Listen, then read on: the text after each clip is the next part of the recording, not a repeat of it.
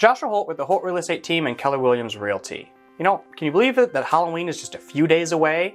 Well, today I wanted to share with you a few quick safety tips for you to remember whether you're going to be staying home or out trick-or-treating with your kids.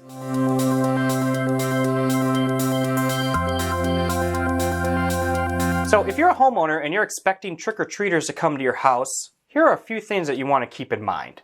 1, make sure that your walkway and or porch is well lit so that kids can reach your door safely. 2, you probably want to keep your pets out of sight. You know, oftentimes pets can get stressed out seeing so many strangers come into the door. Kids in costumes are going to surprise them. So maybe keep them in a separate room to make sure that they don't make a lot of noise or scare anyone. 3rd tip that I have would be, maybe park your cars in the garage. This ensures that trick-or-treaters will have enough room to get to your front door. And the 4th tip, if you're expecting trick-or-treaters to come to your house, would be, if you're carving pumpkins, which I know a lot of people like to do, maybe consider putting those flameless LED candles inside of them instead of regular candles. This way, if any of them accidentally get knocked over, you won't have a loose flame burning. Now, if you flip it and maybe you're thinking about actually going out and trick-or-treating, I know a lot of people are really excited about getting out and trick-or-treating this year since that's something a lot of folks weren't able to do last year. So here's a couple key points to follow if you're going to be out in the neighborhoods trick-or-treating in your community. Number 1, I would say find a neighborhood that has sidewalks. As we know, it usually gets dark when we're trick-or-treating, so finding a neighborhood that has sidewalks means you won't have to walk in the streets. You might even consider sticking some reflective tape on your jacket of your kids' costumes just to make sure that cars can see them.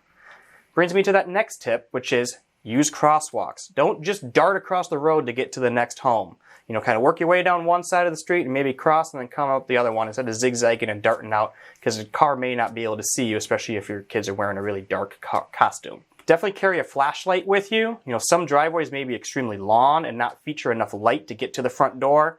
So having a flashlight can definitely come in handy in this case. 4th tip would be, if your kids are old enough to go on their own, just remind them, not to enter any strangers' homes. Just traditional trick-or-treating, front door, not going into anybody's home, especially somebody that they don't know. And then the last tip would be, be mindful of what people give to your kids. You never know. Someone might put a food item in the goodie bag or something else that maybe isn't appropriate to share once they get home. So make sure that you're also, evaluating. It doesn't matter how old kids are, make sure you're going through and looking at everything that is coming home before you have them enjoy any of those treats that they collect trick-or-treating. So I trust that these tips will help you have a safe and happy and festive Halloween.